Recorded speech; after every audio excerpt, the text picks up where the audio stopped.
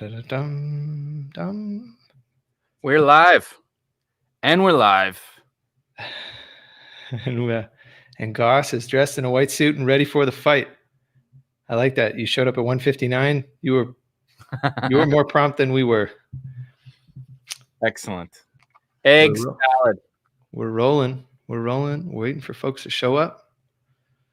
And it's Saturday. It's 2 p.m. How are you, Joe? I'm very well. How are you, David? I'm good. I'm super excited about today's show. Is it a show now? I guess maybe this is getting to be a show. You have a microphone now.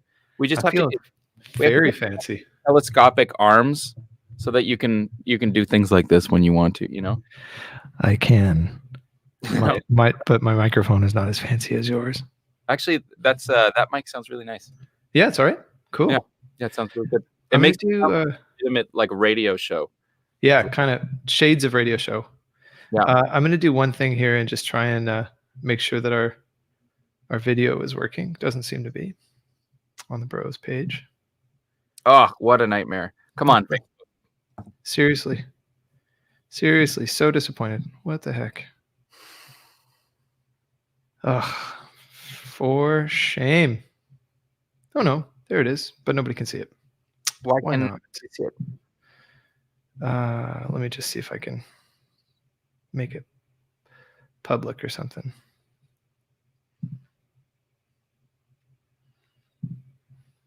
Oh, Laura Ann Cockram says that she can see us.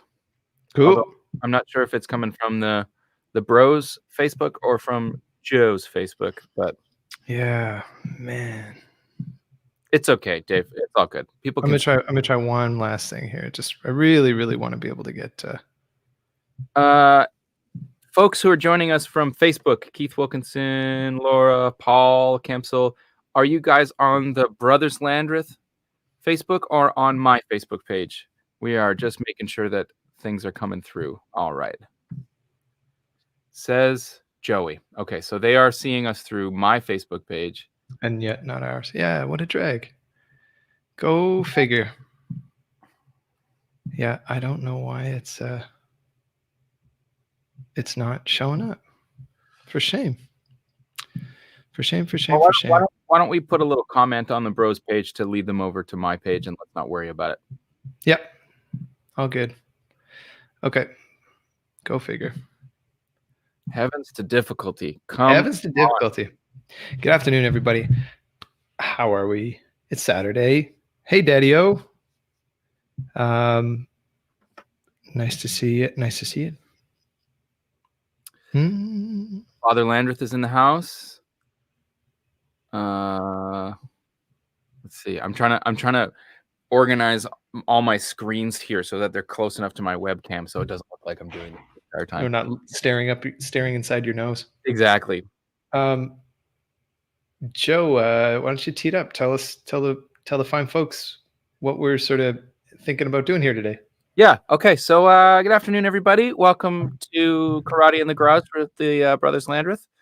And we're really pumped about today's, I guess let's call it a show. It feels good to call it a show. Welcome to today's show. I don't know. Maybe that's lame. Doesn't matter. Today yesterday we launched a new playlist. Dave and I have been thinking of ways that we can kind of celebrate some of the music that has made us who we are and actually put some of the emphasis on the music that has made our influences who they are. So going kind of back one extra generation, musically speaking. So we've got some fun tunes to check out. And we'll probably not be able to share this video because of some of the copyright stuff, but let's just try it and see what happens if we, so we'll play little sections of tunes. But yeah, so our playlist is called Karate in the Garage. It's on Spotify. I think if you hit the link in either my Instagram bio or Dave's Instagram bio, or we'll probably post it to some other socials as well. You can join up there, but the sort of this playlist is like a music that we love, some of our own music, again, like I said, made by the people who influenced our influences. So I guess it's a tiny bit of a history lesson mixed in with just some tunes that we really like. So all of a sudden I'm feeling very self-conscious because like 15 songs down is one of our own songs, and maybe that should not be on there. Well, I mean, admittedly, we pepper in a couple of our own tunes for good measure, and we've also added a bunch of our friends and label mates music in there for good measure.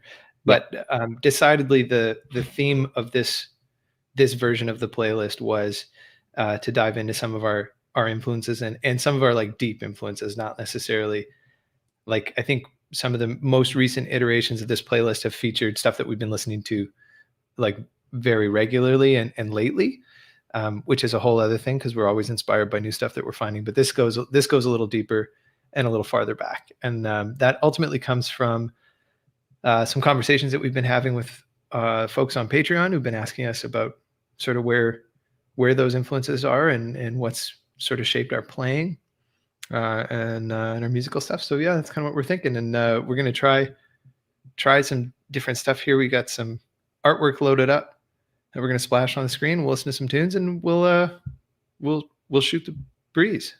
Joe, you said maybe I go first. Yeah. What do you want to start with first here, Dave? I do like this idea. So this one's fun. I'm gonna splash on the screen. Joe, you want to play a little pinch of this tune? This is a song called Vowels, and it's by it's from K-Mac and Howick's Punk Blues Funhouse. You want to give us history on K-Mac and Howick's Punk Blues Funkhouse? Yeah, so this is Jason Nowicki and Ken McMahon. This is a 2-piece blues record. And I toured with Jason Nowicki when I was first getting started. He was in one of my first touring bands. He was a guitar player for Romy Mays. And I learned so much about music from being on the road with that guy, getting on the stage with him every night. And I learned so much about attitude and conviction and confidence from watching him get up and play. And he would play his heart out every night, whether there was 2 people or 2,000 people in the room. And this song is really fun because, well, here, I'll play a little bit of it, Joe. All right, here comes Vowels by K-Mac and Howick's Punk Blues Funhouse.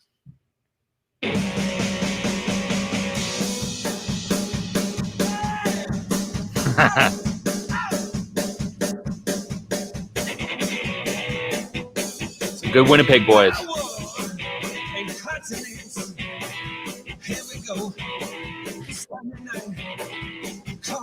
Man, Jay's got tone.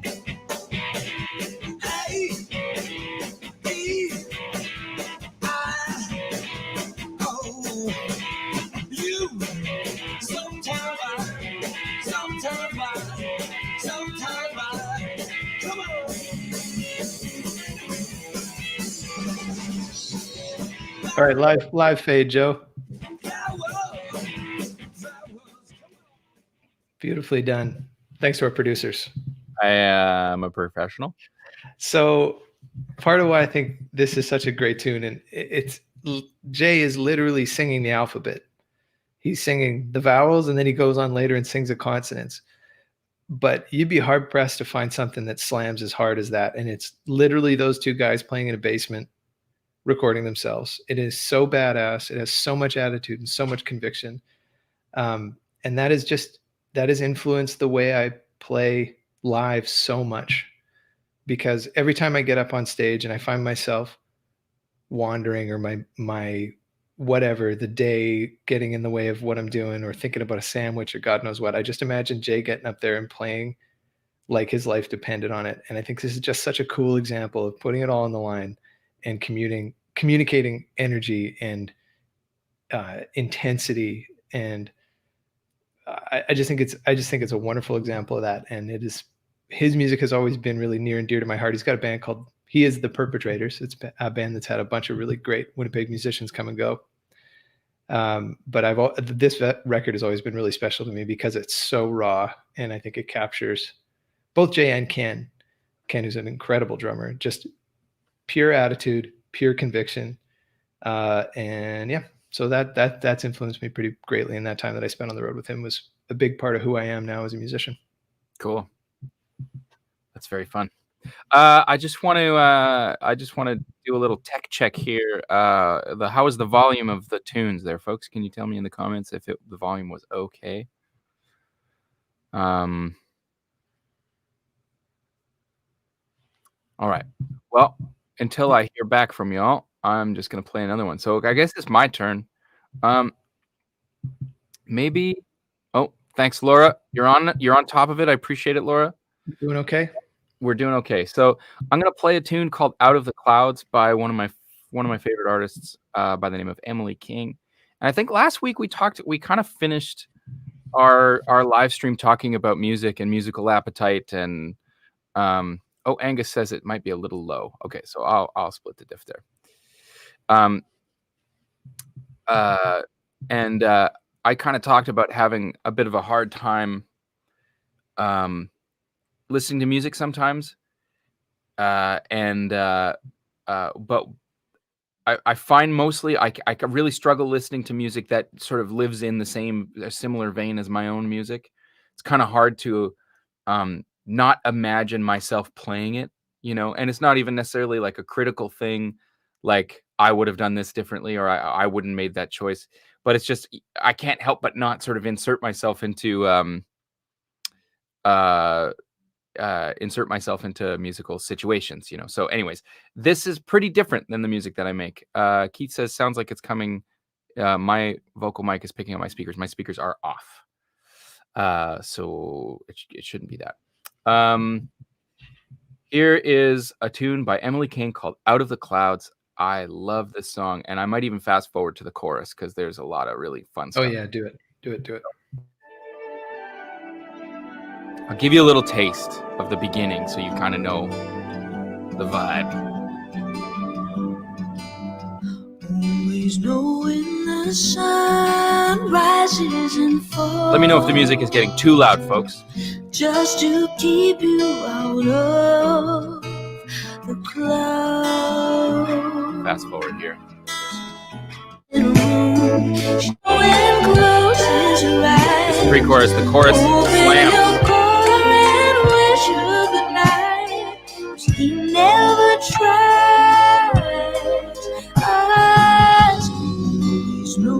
Oh, just kidding. That's the second verse.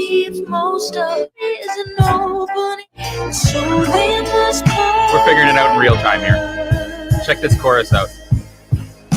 Oh, there is an opening, darling. It might not stay that way too long. Don't let it go.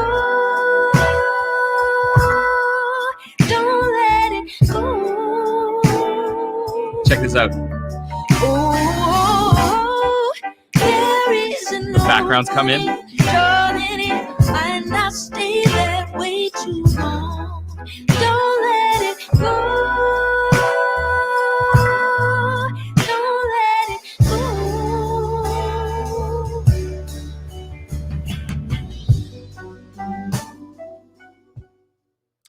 So that song is off a record called The Switch, I think. And it was both mine and my wife's favorite song favorite record of, I think maybe whenever it came out, 2018 or 2017. And I love the way you can hear all of these influences from all over the place. And the culmination of all of these of all of those influences and vibes and stuff just sort of melt into this very unique kind of sounding music. And I feel like her music fits in the pop realm, but it's just so it's so much more nuanced than just like pop music. Not to say that pop music can't be nuanced, but there's just so much cool stuff in there. And I think actually that's maybe a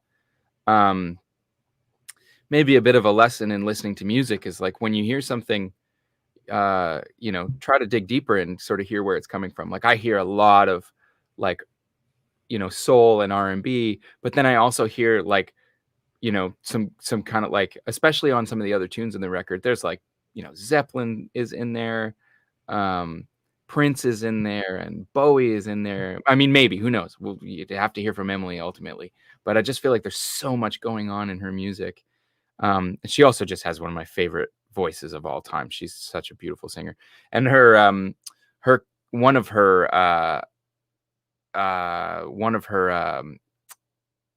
collaborators is this guy named J Most. I don't actually know what J stands for. Jonathan, maybe?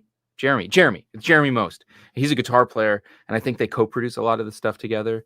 And he's just a really, really tasteful guitar player. So anyway, I love Emily King. Some folks are saying maybe it was a little bit too loud. Okay, I'll try to split the difference again. It's a work in progress, guys. It's work in progress.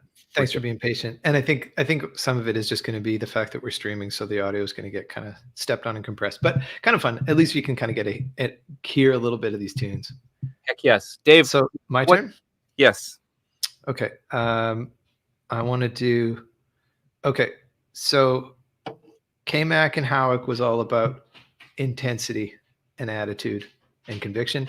Over on the Patreon page, folks have been asking a lot about some of my bass influences. So I'm gonna drop some of those here. Oh yes. So Joe, let's do How Long Has That Evening Train Been Gone? Okay.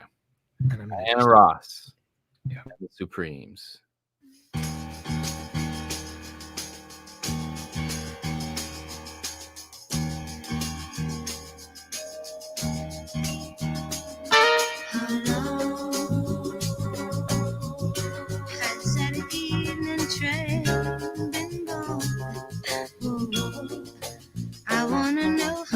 I love how the drums are like hard right.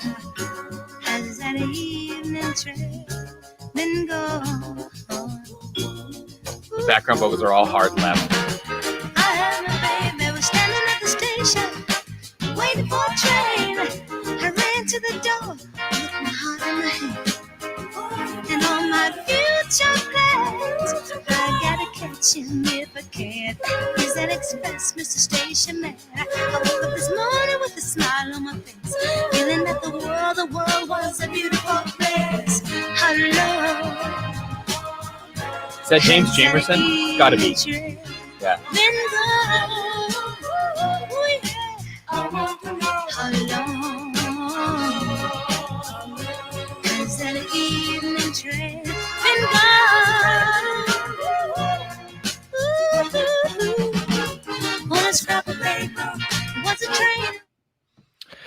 All right. Yeah, you nailed it on the head. So that's James Jamerson playing with Diana Ross and the Supremes. And it's hard for me to nail down what my biggest influence was in terms of bass playing, but there would be a really good argument that it's James Jamerson. He was a part of the Detroit Snake Pit crew that crafted all the Motown hits that you know and love today. Heard it on the grapevine. Like so much of that Motown sound was that rhythm section, and at the heart of it was James Jamerson. And he was initially a jazz bass player. He grew up learning bebop,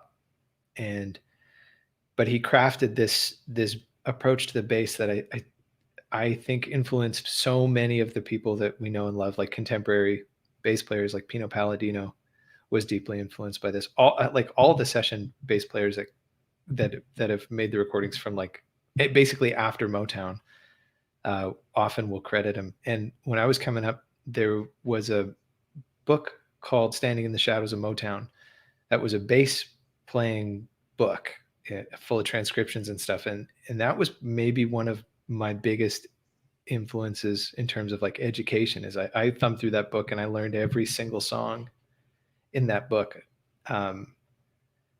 And yeah, like the way James Jamerson moves through changes, the way he uses rhythm specifically, the way like that percolating bouncy feel that's like super syncopated, and he puts emphasis on really strange parts of the beat. And I mean, that is so quintessentially Motown to me. And that song exactly is just one of my favorites of all the stuff that he's done. He's done some incredible stuff.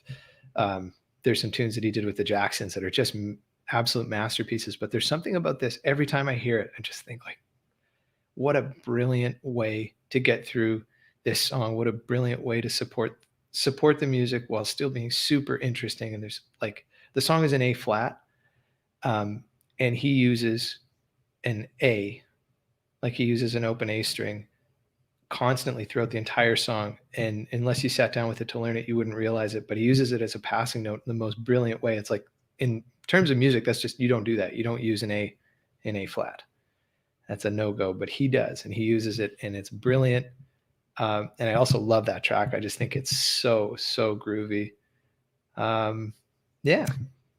That's totally a lesson, I think, from bebop as well, because like, you know, that makes me think of, I think probably like, I remember you talking about this song actually, like maybe 5 or even 10 years ago, telling me about this, like, oh, it's this crazy bass line. It's in the key of A flat, and he plays like the flat 9 over top of it.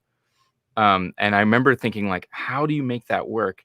And then after listening to more music sort of based in that bebop tradition, like a lot of that, the ideas of behind like encasements and approach tones and stuff like that, where you're playing notes that might be sort of now thought of as wrong notes, but they just delay your arrival on strong notes. And so even though they don't necessarily fit within the scale, by the time it's just like little mini resolutions, tension and relief that is like just so satisfying to hear.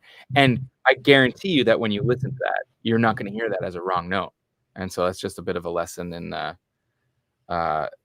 context and intention, I think. It's so cool. And his bass playing is just like, it's like, how many times have you played, I've certainly played Respect, like Aretha Franklin Respect, so many times in a million different cover bands. But when you sit down and listen to the bass line, it's like the heaviest thing.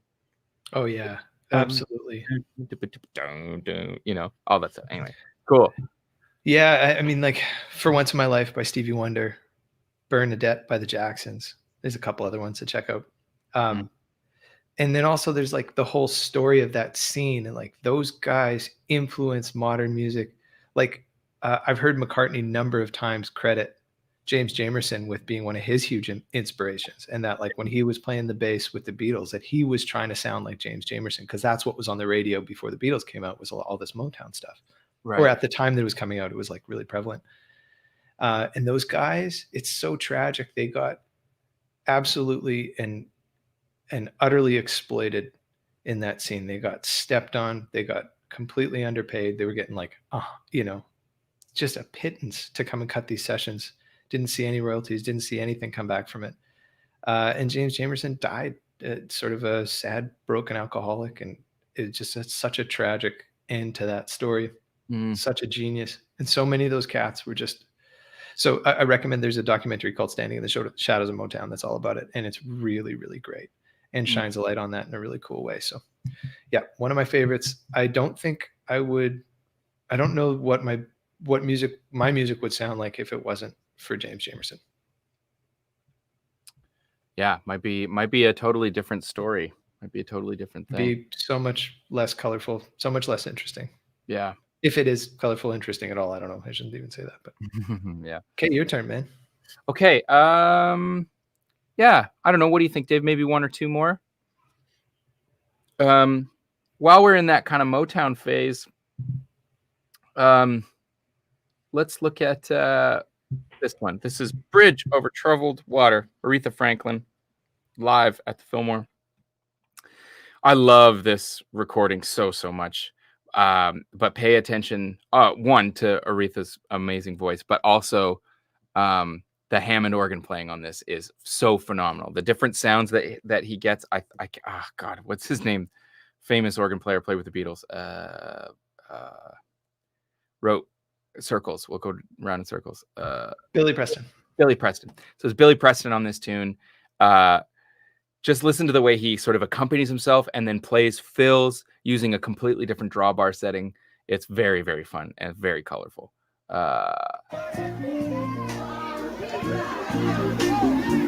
Organs over here on the right side if you're listening in stereo. Hey, Bill.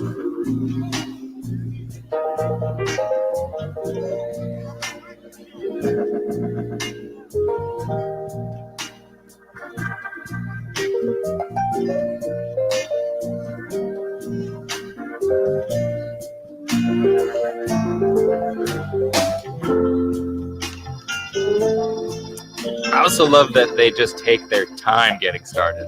You know, this whole recording is just filled with cool space. The whole record.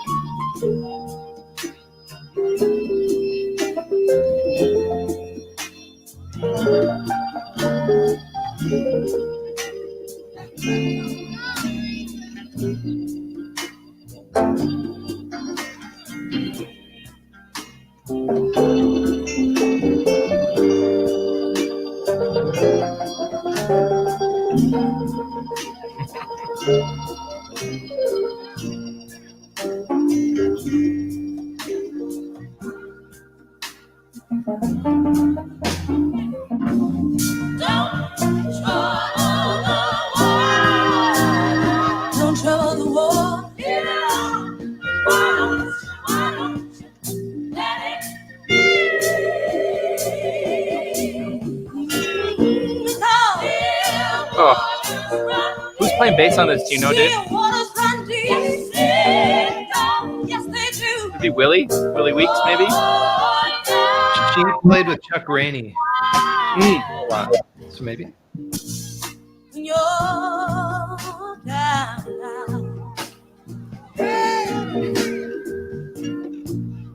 If you look up and see yourself on the street. Anyway, definitely worth checking out. It's a bit of a slow burn, but it's like it's one of my favorite tunes off of that record, and definitely my favorite rendition of that song. So good. The organ playing is bonkers. There's also a record that she did with King Curtis, and it was like the King Curtis band. It was live over 4 or 5 days, and you can kind of hear them like working out a lot of these arrangements that I think ended up being this concert. I could be totally wrong on that timeline, but yeah, the like it's really cool because the first day of that recording, like the band sounds kind of loose. They're still getting to know the tunes, and then by the third or fourth day, Marty says Jerry Jemmett is a bass player on that recording. Killer bass playing. Anyway. Oh, nice. Thanks, Marty. Yeah, love that tune. Why don't you hit us with one more, Dave, and then maybe we'll. Don't cut me off at one. I got all these other songs I want to talk about. Are you?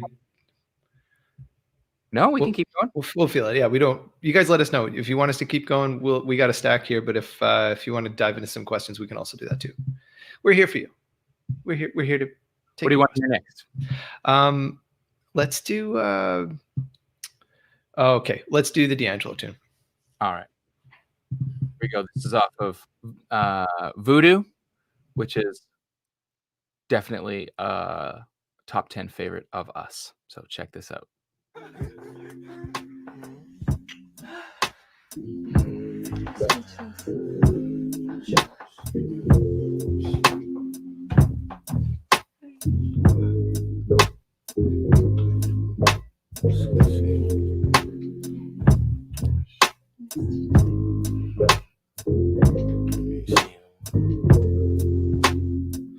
Questlove, and I think is it Pino playing bass on this tune?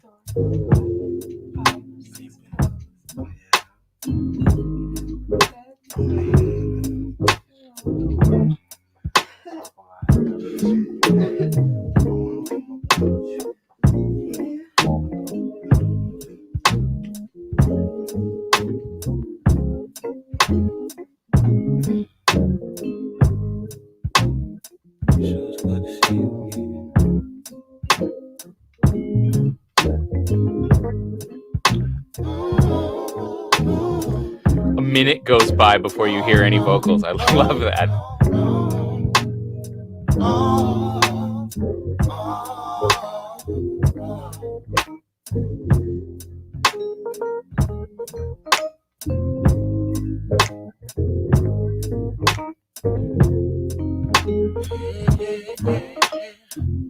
I know some things have changed since the last I see you.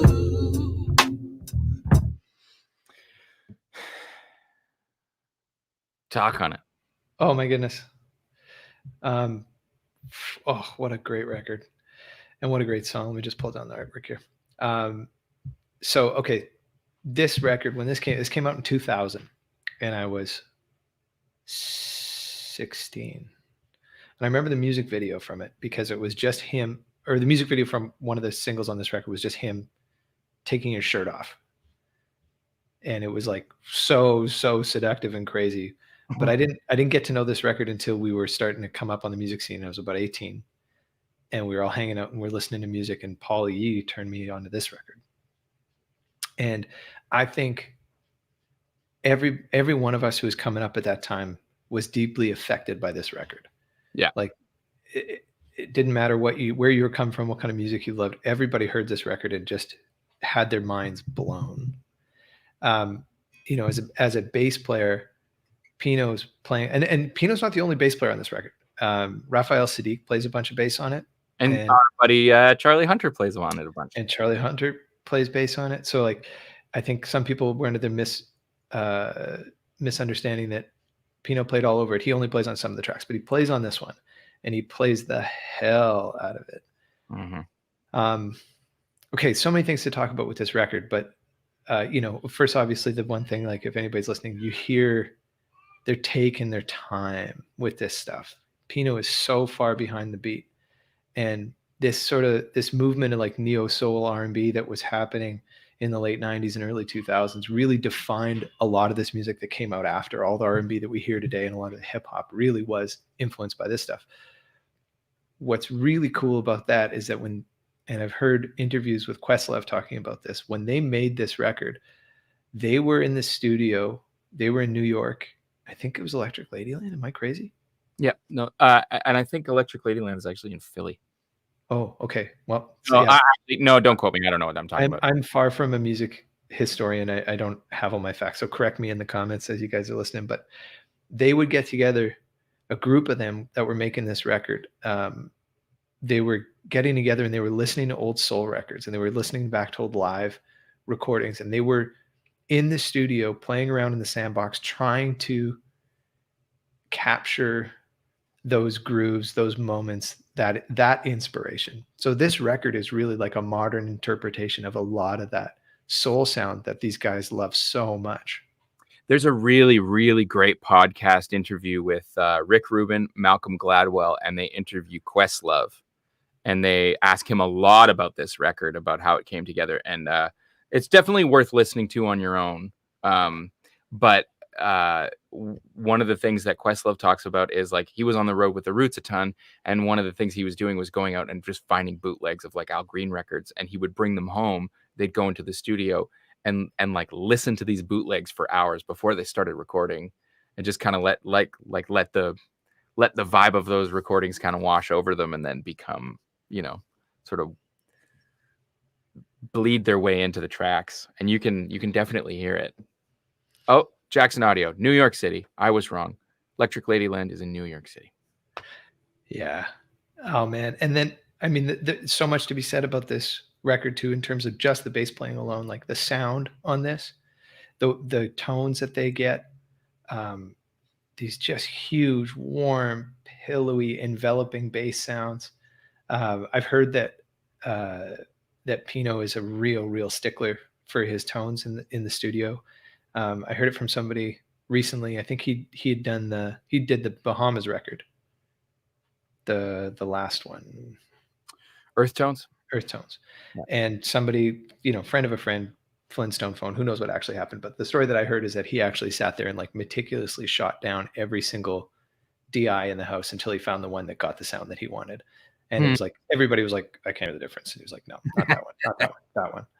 Yeah. So, and then, okay, so like in this track, like the gymnastics, the playing, the colorful approach to supporting the groove, and for the bass players in the house, pay such close attention to the note lengths in this record. Like these really really short, pokey notes all the way through the verse. And then when you get to the chorus, he opens up and hangs on them. And the feeling of release, like the tension that he creates throughout the verses, when you get to the chorus and he opens up and starts sitting on those notes, oh my God, it is so satisfying. And you just feel like, it just almost makes me want to cry. And I have cried to this record. I love this record so much. It might be one of my favorite records of all time. It's for sure the record that I've listened to more than any other. Yeah. And then the last thing I'll say is, like, you brought this up last week and I'd never heard you say it before. And it's so true. And you talk about how you get in and out of notes is almost more important than the notes you play. And this is a perfect example of that. Like, he is so slippery in and out of these notes, and there's so much attitude, there's so much swagger, and he's sliding in and he's driving out and he's using vibrato on notes. And he's doing hammer-ons. Like, it is so tasteful. It is so expressive. It's so languid. It's beautiful. It's very vocal. Like, the way that Pino plays lines reminds me of, it's not just like, here's a root note, or here's the third, here's the fifth of the chord. It's so melodic. It's crazy. There's a fun question. My pal, Jason Ross, said, if you had to play guitar on this, what would you play? Probably nothing. But if I had to play, I think, what key is it in? Can you hear this? It's a little loud. Is it? Wow. Nobody's going to complain if your guitar's loud, dude. Go nuts.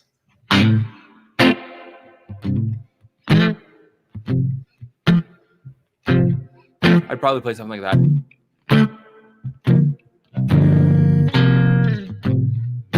I'd probably just try to stay out of the way as much as possible.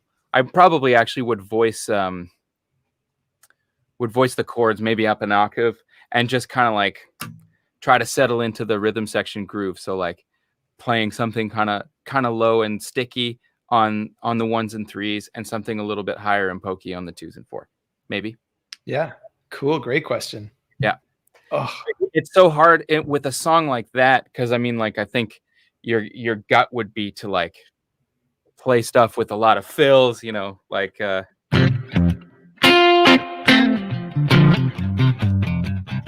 don't know, like to overplay, but there's so much cool stuff going on that if you're not paying attention, you could obscure a lot of the cool stuff that's happening. So my gut would be to like sit back out of the way and just try to create something structural.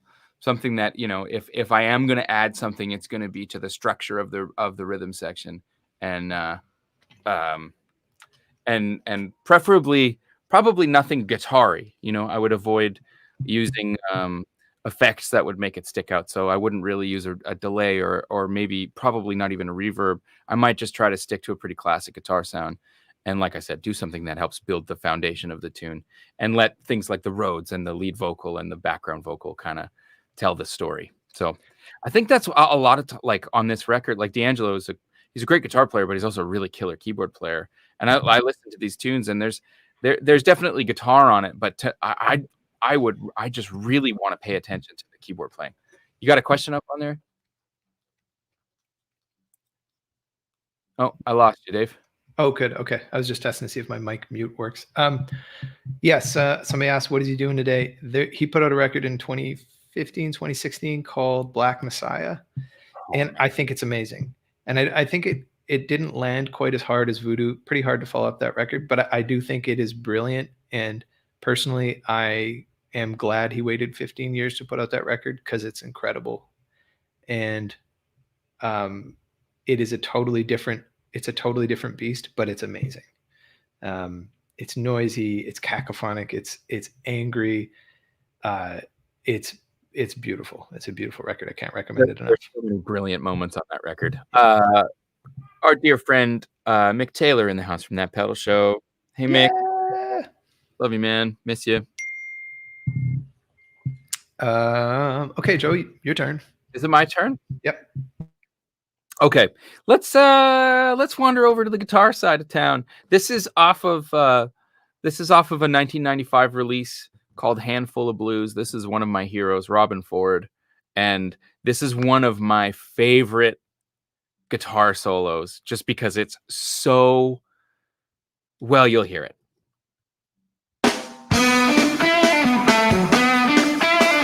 And apologies to Robben. I'm going to fast forward. I'll let it get through the intro here.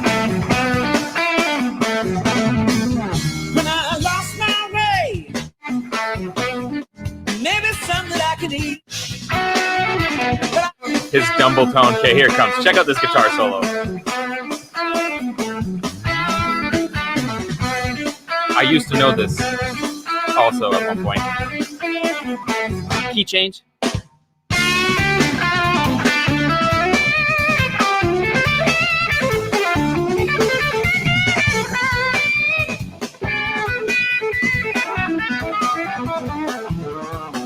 Listen.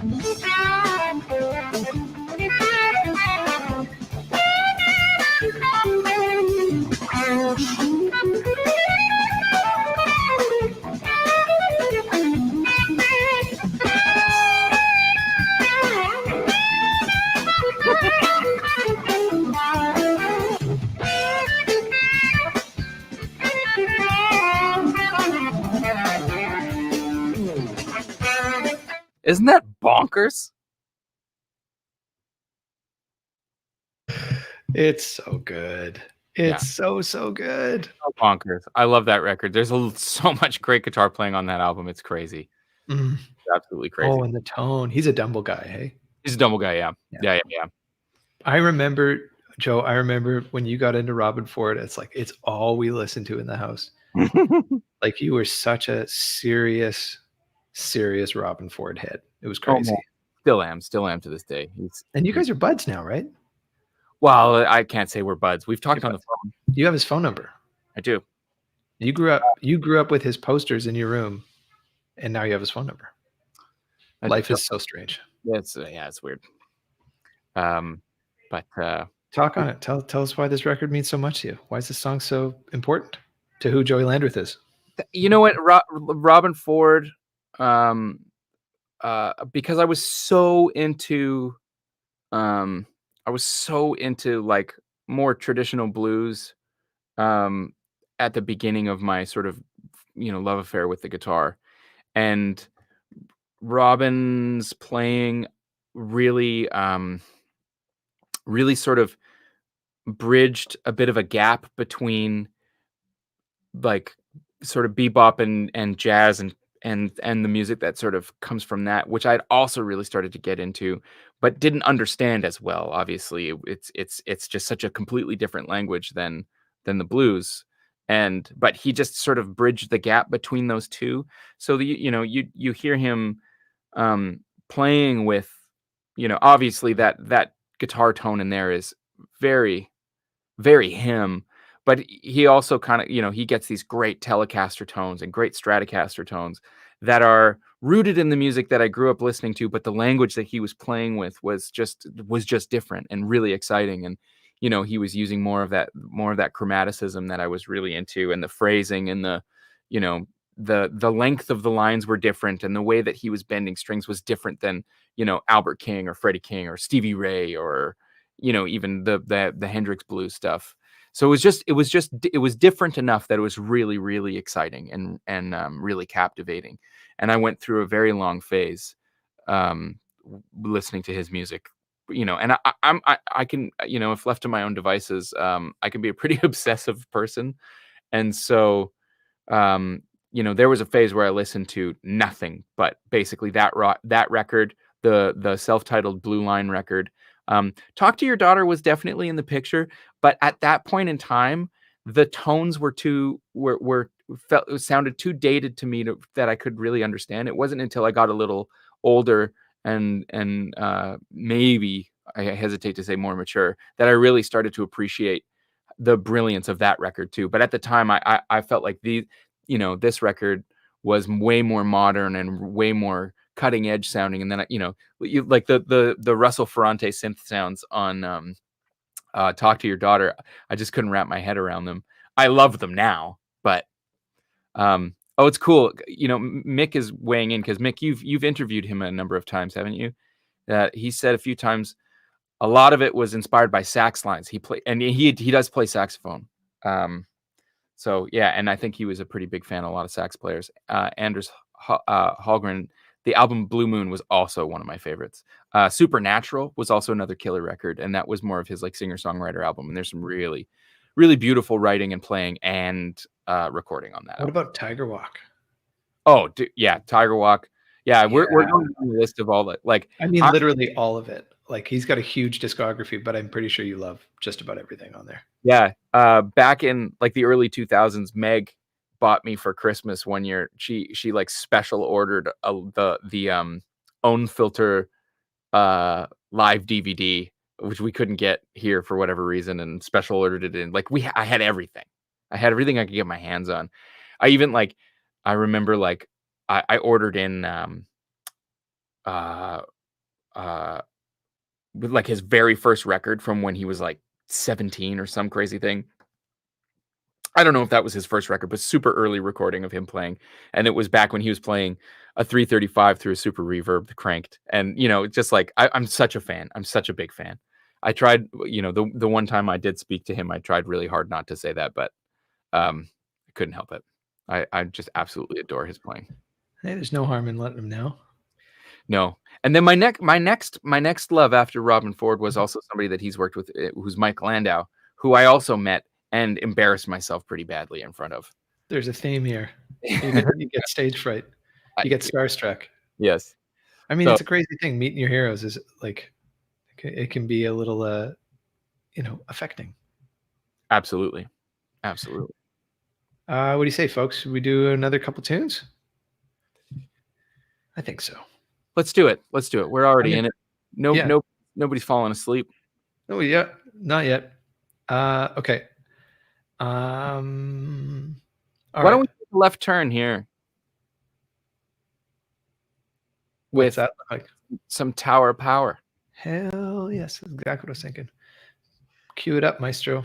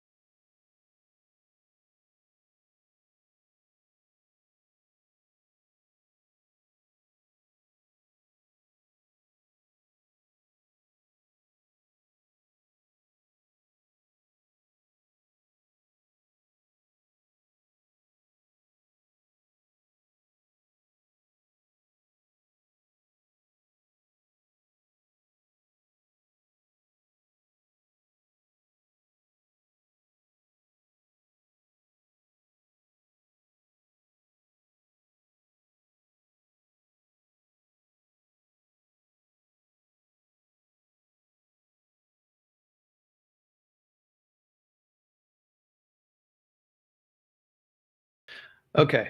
Tower Power. Rocco Prestia on the bass. Rest in peace. He died this year.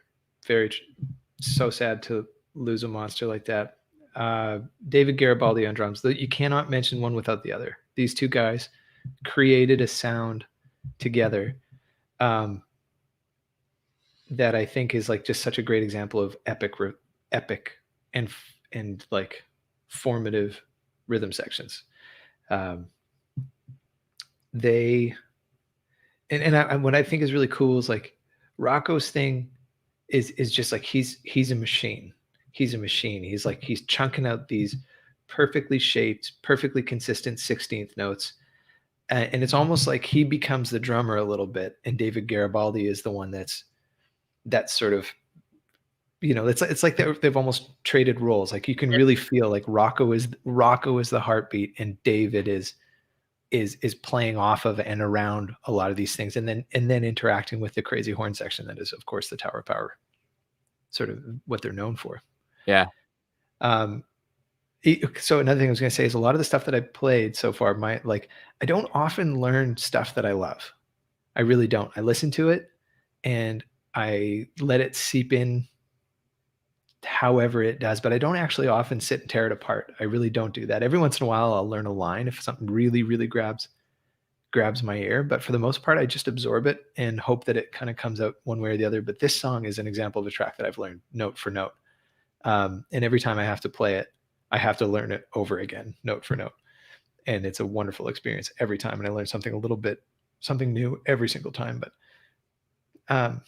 yeah, I love Tower of Power. I think they're so groovy. I think it's so funky. I love Rocco's playing. Another P-bass cat. Yeah, and a huge influence on me just in terms of like how important it is to be such a solid foundational groovy player.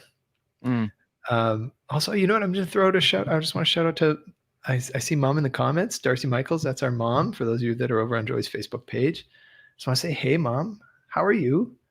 I'm glad you're here. I know my mom's having a bit of a hard day. She had some car trouble today, and that's a drag. So, say hey to our mom, everybody, and send her a little bit of love. She's also, if you know how to fix a fuel pump and want to do us a solid, that'd be great. But anyways, you want to talk about if you want to talk about inspirations, Mom was a huge support for what we were doing when we were growing up, and we wouldn't be here as musicians if it wasn't for her having our backs and supporting us and encouraging us to do the things that we love and to sort of pursue a bit of an atypical lifestyle. Also, killer taste in music. We grew up listening to records all the time, and Mom would pump the stereo. I remember waking up every morning to Mom cranking the stereo. That's how we got up in the morning. She'd crank tunes. We'd get up and she'd be dancing and we'd be listening and singing the songs. And that's a huge part of who we are and why we're here. So thanks, Mom. We love you. Yeah.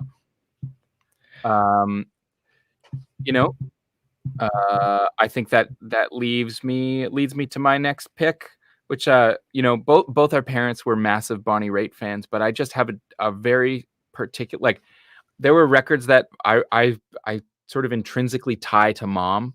Boz Scaggs, the record with the lowdown on it. Bonnie Raitt, not Nick of Time, but what was the other big one? Silver Lining? No, I can't remember. Harry Connick Jr., the big Harry Connick, his sort of first big record, and those records. But anyway, so I think that's why every time I listen to Bonnie Raitt, it just makes me feel good. Reminds me of being a little kid and watching Mom and both our parents love music was a big part of why I love music, I think. But here's I love this recording. I love this record. It's called The Fundamental Things off of a record called Fundamental, which was produced and engineered by one of our favorites, Chad Blake. And it's got some killer playing, and her voice and guitar playing is insane on this. So have a listen to this.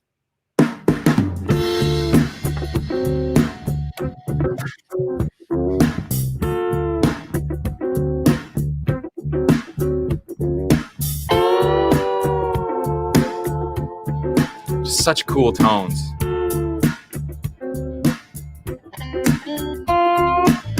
Let's run naked through the city streets. We're all victims of captivity. Cheers, Mark. Thanks for saying so, man. Wear our madness like a crucifix.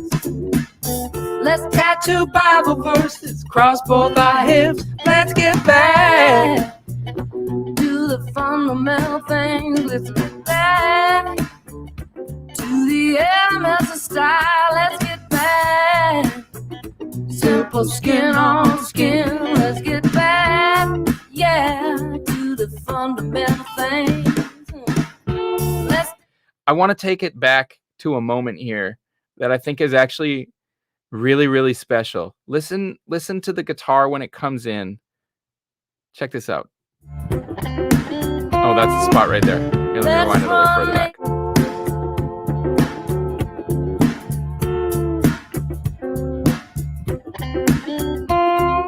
They didn't fix that little blip. Did you hear it? There's just like the first note that she plays. There's like a little Play it again. Play it again. little hiccup on the note. Yeah, I'll play it for you.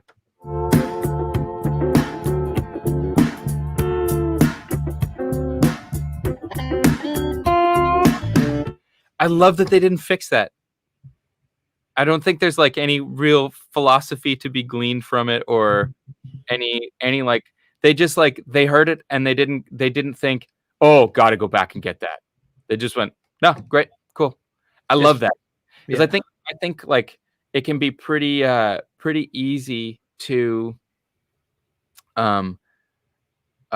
just over edit stuff because it's so easy to do nowadays. And I think there's something just super cool about letting it be what it's going to be, letting a moment go down on tape. And I don't know, I think there's something cool about it. I doubt they thought very hard about it. I doubt it all.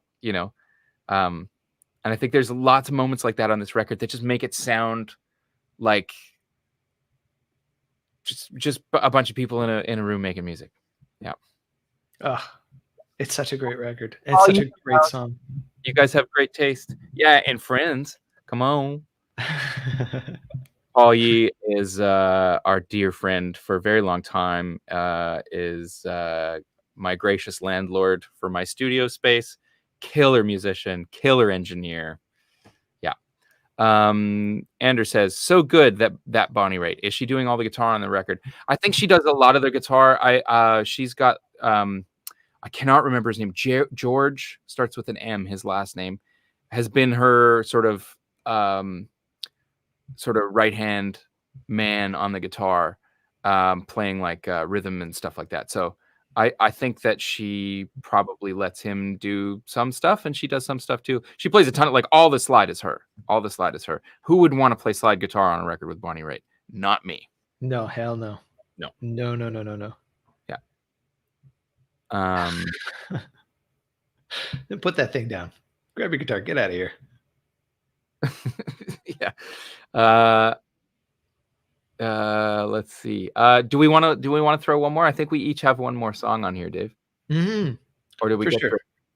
Oh yeah, you've got one and I've got one. I got one more. You guys got one more, and then we'll do some questions, and then we'll wrap it up. Sure. So we're at the tail end of this thing. For those of you that are just joining us, the reason for the season, we're not just listening to records we love here, but we've put up a new version of our Spotify. We curate and quasi regularly update a Spotify playlist, which we'd love for you to go and follow. You can find the link in our bios on Instagram, or you can go to our Spotify, our artist profile on Spotify, and find it at the bottom. It's called Karate in the Garage, just like this show. And we put together about 50-ish tunes, about 4 hours worth of music that highlights a bunch of the stuff that has been really influential to who we are as musicians, both independently and together. We've also peppered in some of our favorite music from our friends and our label mates, and a few of our songs for good measure. So we're sort of talking about that today. That's what we're doing. We're picking some of our faves, chatting through them. Okay, so sorry, let me take down this. And my last pick was Otis Redding, Sitting on the Dock of the Bay.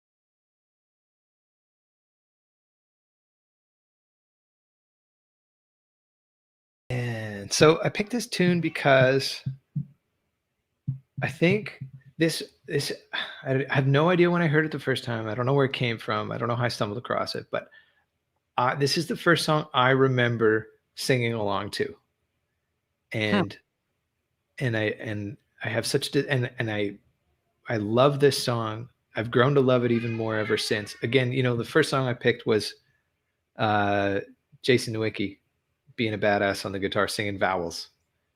But this song is, again, just an example. Like, there is so much conviction. There's so much attitude here. It's so deliberate. And the blues, you can hear the blues coming. Like, the song is about sitting there, wasting away, watching time slip through your fingers, feeling defeated, like nothing's going to change. And you're just like, man, you feel it. And I've always loved this song. I feel like this one's been a bit of a gateway drug for me. Like, it was probably one of the first sort of R&B Motown. Well, I don't know if it's Motown, but like R&B blues tracks that I ever heard and really connected with. And it sort of sent me down this road that led me to all the Motown stuff that we talked about later, and James Jamerson, all this stuff that I really love. Yeah. And I wish I knew how I got into it, but like, that is the first song I ever remember singing along to. And it's just printed on my soul, man. And Otis Redding is he's such a badass. He's just such a badass. Hell yeah. I don't know what else to say to that one. I got one more. I think maybe what we should do is do this again sometime down the road, because I'm just thinking of all these other tunes that we could share and talk about. Mm-hmm, mm-hmm. You know what? I'm also I'm going to just drop in the comments. I have a link if anybody wants to follow it that has I don't need that. I had too much stuff there. Hold on, let me just find it. I'll drop a link in the comments that has a link to our Spotify playlist. So if you want to go check it out and add it, you can. Sweet. What's your next one, Joe? You know what? I'm gonna wander off of what we had planned, and I'm just gonna leave us with Aubrey Gent playing Amazing Grace. Aubrey Gent is an absolute giant in the sacred steel world. And if anybody's not familiar, you are about to hear it. I think you'll recognize some of his playing in my playing. You'll probably recognize some of his playing in the playing of Derek Trucks and a lot of other people who are influenced by these guys. But just check this out. And him and the Campbell brothers, and I know there's a lot more. Actually, AJ Gent, who's Aubrey's son, has been posting on his Instagram page some other great sacred steel players from many, many years ago, and a bunch of them are his relatives. No surprise, but just check this out.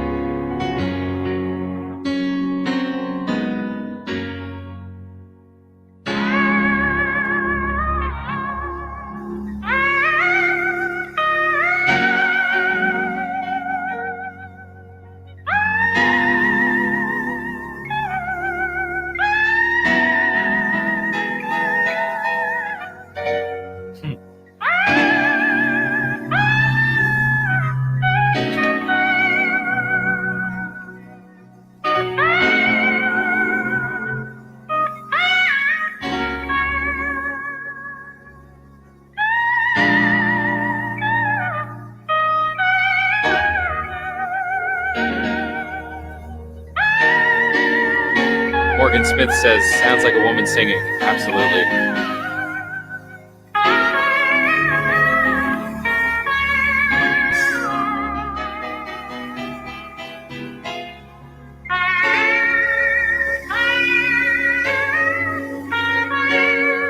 Tritone sub.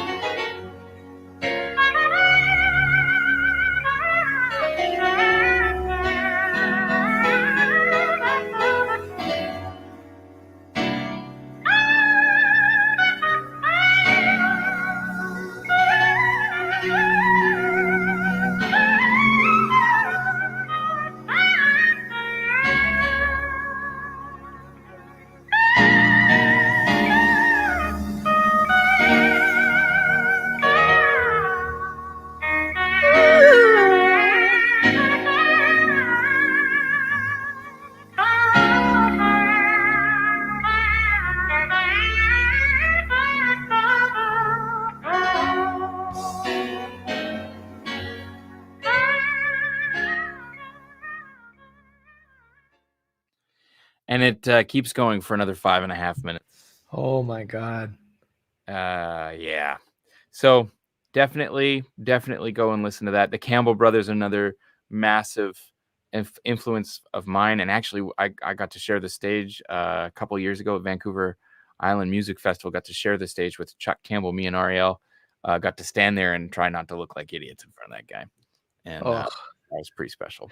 I think it's so cool, like that you can so clearly draw a line, the way this music has influenced the guys that we listen to, the way that's influenced us, the way that's influencing the next generation of musicians. Like you see the way these ideas, like they just have this gravity. People come back to them. Yeah. And there's something so pure and honest about when you hear people play their instrument, and it's just like, it's so fluid. It's like a voice. It's like a violin. Like it's just so incredibly expressive. Yeah. Oh man, so heavy. Aubrey's son AJ is an absolute monster. People are talking about AJ in the comment section here, and he is insane. He just sort of has taken the torch, and he's such a wonderful player, and he plays with the same that same heart. Like it's just so beautiful. It's unmistakable. Like it is so beautiful, and there just feels like there's no pretense. It's just pure expression. It's so gorgeous. Yeah.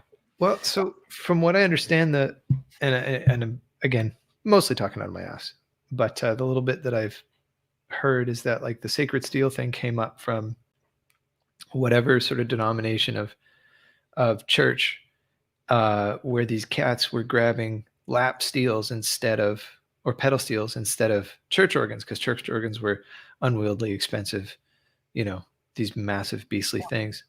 And so they were just plugging into guitar amps and playing these pedal steels and using them in much the same fashion to lead worship and congregation. And so you hear all that spiritual stuff come through, all that gospel music. Oh, yeah. Well, I mean, and like on the Aubrey Gent record, it's all hymns. Like it's like all hymns. All of his records are all hymns. So it's all devotional stuff. Oh, so I didn't know that about the organ thing. I mean, I wouldn't be surprised if that's true. Obviously, when you're talking about sacred steel, it's hard not to mention Robert Randolph and the Family Band. Robert Randolph is also one of those dudes who's taken one of those players who's taken the torch and taken it to another level. I mean, he's obviously known for doing like Hendrixy kind of stuff on the pedal steel, but also like I'm quite sure that he grew up in that tradition as well. And he posts things every now and then on his Instagram page that are just him and his steel doing stuff like that, and it's just bonkers. So heavy. Why don't we open up for a few questions here, Dave? I'd love it. Yeah, folks, chime in. Whatever you want to know. Anything you want to know. Almost in the comment section. Almost anything. Yeah. While we're waiting for some questions to roll in, just going to throw this out here. We're sitting here in quarantine time, biding our time until we can get back to work. But in the meantime, if you want to hang out with us a little more and get sort of first dibs on whatever we're doing and updates and such, we do invite you to come on and hang out with us on our Patreon page, which I just splashed the link on the screen. I think you should be able to see it. Come and hang out with us there. $5 a month or more, and that goes such a long way towards helping us get through this crazy time. We got a lot of people there supporting us. We appreciate it so much. Mm-hmm. Keith Wilkinson, totally serious question. Gloves or mittens? Gloves, get out of here. There's no place in cold temperature for gloves. I'll tell you why. Hell yeah. You separate these phalanges, they're falling off. Got to keep them together. Got to keep them together. Michael Carbone, love your face. Mike, I've got your beard bits in here, just so you know. So if it's looking okay, if you like this face, you were very actively involved. Mike sent us beauty supplies, and this is the only thing that I dress up for all week. This is the height of my week, so I'm as dolled up as I get, thanks to Mike. Yep. Mike Carbone says, I wear dollar store gloves and a leather jacket. Yes, you are definitely going to freeze to death one day in your life. Couple real questions here. Yep. Are you doing any Skype type lessons during this COVID season? Yes, I certainly am. Dave is as well, although we have to iron out a schedule for when you might be available. Yeah, I'm struggling to find time to do lessons right now because work is crazy, and I've got my wife and I are co-parenting at home. We're just splitting all to say I don't have a ton of free time, but at some point I will open up for some lessons. But right now, Joey get your lessons in with Joey while you can. JoeyLandreth.com/lessons. Yes. Philip Mantell says, would you consider a real live stream concert? Possibly, but right now we are in the middle of hopefully coming up to the end of 3 months in absolute lockdown here in Winnipeg. So which is why Dave and I are streaming separately because we can't be together until numbers come down and the restrictions are lifted. We might think about that. I think a part of our hang up for live stream concerts has been just being able to control the quality of the sound and the look. But I mean, maybe maybe we've got this microphone and camera situation that I think looks and sounds a little bit better. I might be a little easier to convince to do it. Certainly miss playing music live, but it's been kind of hard to get excited about, playing into our phones and then kind of listening to the quality come back pretty stomped on. So Philip said, would pay for it with real money, please. Okay. All right. Good to know.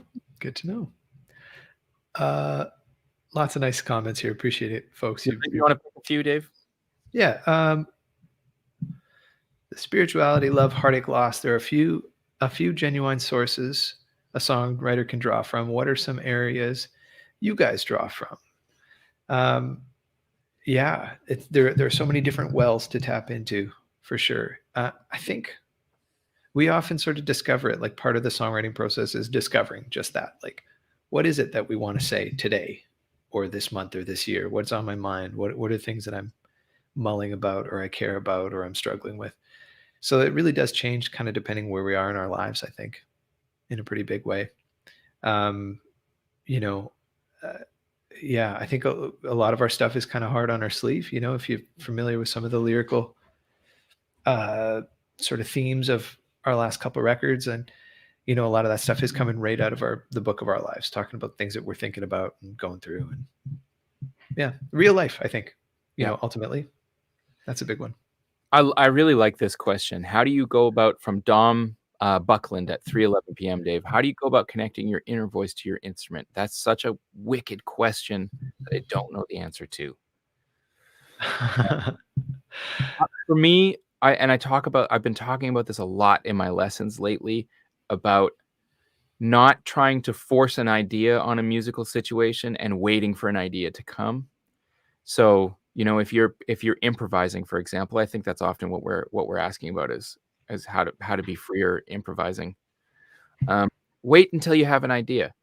Don't just come out of the gate blasting licks that you've been practicing and working on. For me, I actually have a bit of an exercise that I do, and I've talked about it on our show a couple times, where I just play one note. It's totally slow, free of time. I'm not trying to impose any of the maybe new concepts I've been working on, or new scales, patterns, or chord voicings, or whatever. I'm not trying to put anything forward other than just what my creativity is sort of pushing me to play. So start by playing one note and wait until you have an idea. And it's I call it like my musical mindfulness, where you're actively waiting for inspiration to strike and then trying to play what you hear.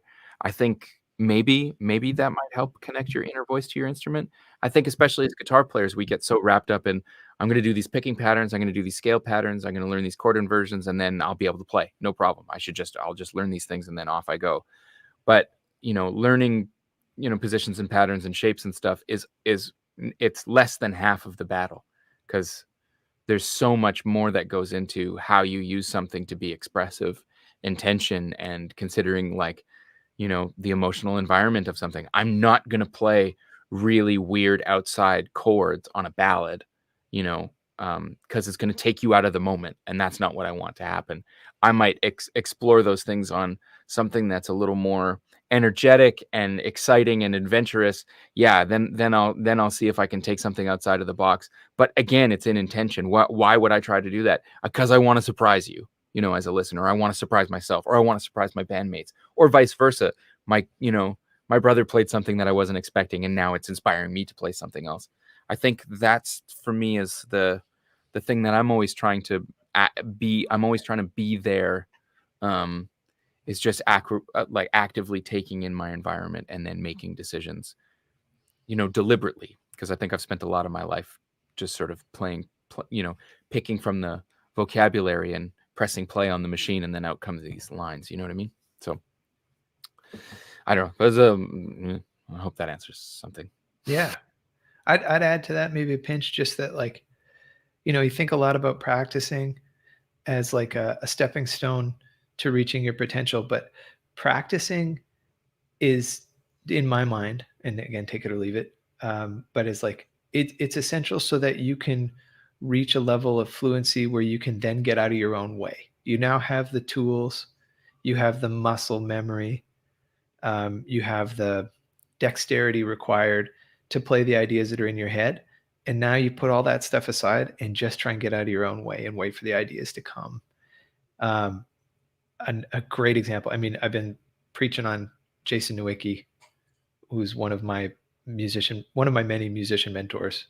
But he would hold his breath. He would get up on stage and he would hold his breath and take these huge pauses before launching into an idea, and they're so effective. I'd be on the bandstand and I'd be holding my breath with him and just like anticipating what's happening. And he would play one note, and then he would do, every once in a while, I could probably count on one times, he would launch into something called the one note solo, and he would play one note, and he would play it over and over, and he would have you falling off the stage with excitement for this one note. And it was the way he played it. It was the way he attacked it. It was the way he played it again. It was how long he waited before he hit that note for a third time. And he would play it. He played many choruses, that same thing. If he was feeling it, he would roll with it. And it was the most effective and exciting. It was one note. And it was, oh man. I think that a lot of people think lessons like that are kind of kitschy, but try it, like there. Oh, I get shivers thinking about it. Yeah, and you can just change how you play the note, how you get into the note, how you get out of the note, how loud you play it, how quiet you play it. You can make something so exciting with just one thing. Marty put a great thing. Coltrane once asked Miles how to get silence into his playing, and Miles said, "You might try taking the horn out of your mouth." I think I think a lot of times we're looking for more elaborate answers to questions like this, and sometimes it is simply like, how do you get more space in your playing? Shut up. Yeah. Stevie Ray, I heard Stevie Ray talk about the way that he would structure his phrases, and anytime he took a deep breath, he would not play anything while he was taking a breath. And I think it was kind of borrowed from horn players. I mean, Stevie Ray is definitely known for being fiery and playing with plenty of notes, but he would wind up, like you could see him go, and then this thing would come out, and then he'd do it again, and there's like all this great space. So I love that. Yeah. Just back to the playlist for 2 seconds. Sean's saying playlist is good, but we have stupid Apple Music. Do you mind if I recreate it for myself? Yeah, of course. Go nuts. And sorry, we didn't have an Apple Music one for you. There's no sharp way for us to share our playlist on Apple Music. We can't connect it to our artist profile. I thought I could. You can't. Apple's kind of taken away. They're really, there was a moment there where they were kind of focused on artist interaction with fans and stuff, and then they kind of abandoned it. So that's why we're doing it on Spotify, is there's a bit of a platform for some back and forth and a way to follow stuff. But yes, please do. Please recreate it. In fact, recreate it, share the link. If you think it's a cool playlist, tell your friends. Tell your neighbors, tell your friends. Oh, Ivan Sifram, way back in the live stream asked, give me a timestamp. I can't remember. Okay. I just was thinking about this. He said, favorite Winnipeg institution band, All the Kingsmen or Ego Spank. Ego Spank was my number one. All the Kingsmen, I loved, don't get me wrong, I loved All the Kingsmen. We would go every Sunday. It was amazing, but there was something about what Ego Spank did that really captured me. And I mean, I just love, we had Murray Pulver on the show a couple of weeks ago, and so absolutely no love missing at all from All the Kingsmen, because I actually did quite a bit of playing with them as well in the early days. But But yeah, Ego Spank just had my heart. I think it was because when I was 18, it was like the first thing I wanted to do was go see Spank. So anyway. Yes, Ben, great question. Oh, yeah. You mentioned the Ninja Turtles in nearly every hangout, but you've never said which turtle you most identify with. Okay, I put this to you folks. Leave it in the comments. Who do you think, Dave? Which Ninja Turtle is Dave? Which Ninja Turtle is Joey? We'll give you a few minutes. We'll come back to it. I want to hear your guesses.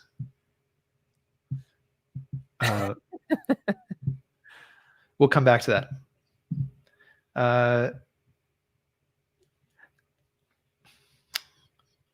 Thanks, guys. Take care. Steve Moody asking a couple questions. Doubleheader. Couple of questions. Joey, loved your recent collaboration with Georgia Van Etten. How did that come about?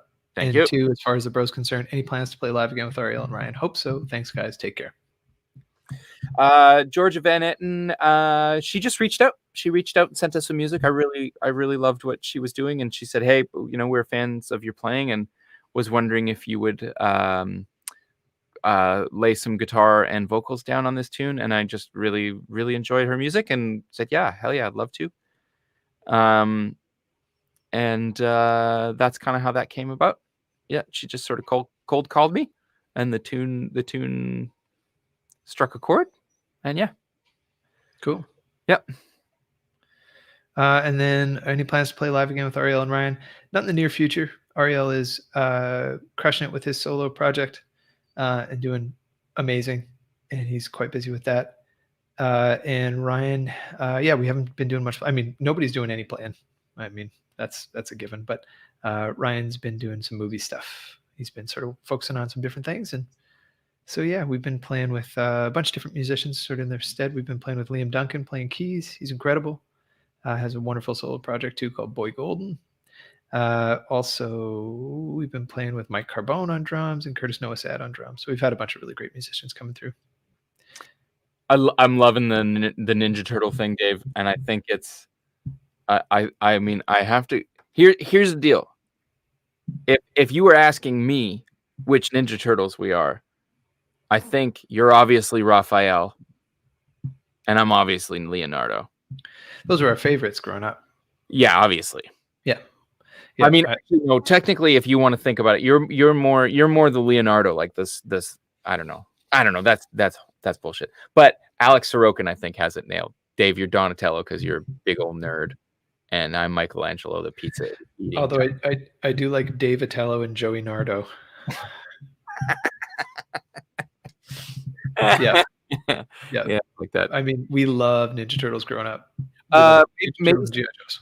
Maybe some friends from the UK can confirm this, but I heard somewhere that the Teenage Mutant Ninja Turtles in the UK were called the Teenage Mutant Hero Turtles.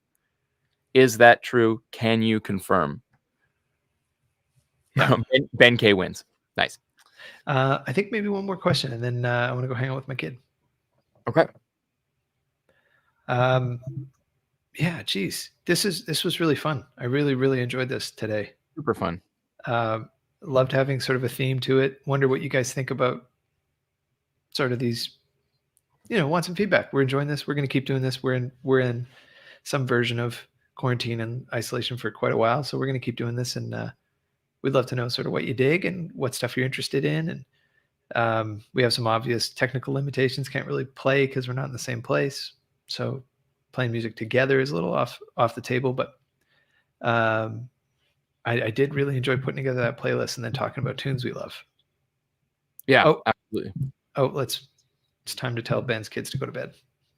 Oh, Ben's kids, go to bed. What are their names again, Ben? Throw it in there. We can personalize this. Do you want us to be like angry dads, or are we stern but loving? Good cop or bad cop? Yeah, good cop, bad cop. Maybe we do both. Interesting. So yeah, I can confirm, Joe. Hero Turtles, Teenage Mutant Hero Turtles, due to UK censoring. They changed the name originally, then got it changed, because ninjas are bad. Well, I don't think ninjas are bad.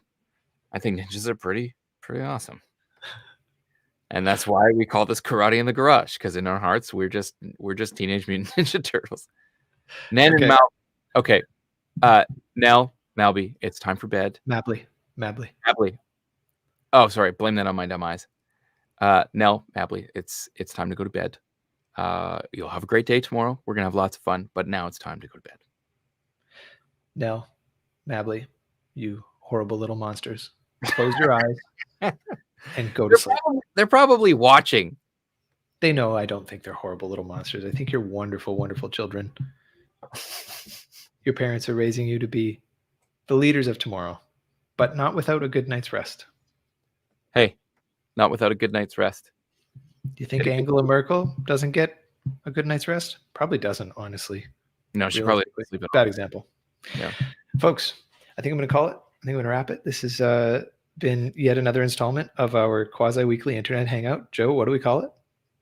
Karate in the Garage with the Brothers Landreth. Karate in the Garage with the Brothers Join us Landreth. next week. We are going to have a special guest next week, which we will announce a little later on in the week. Oh, Joe, and what are you doing tomorrow? Oh, yeah, of course.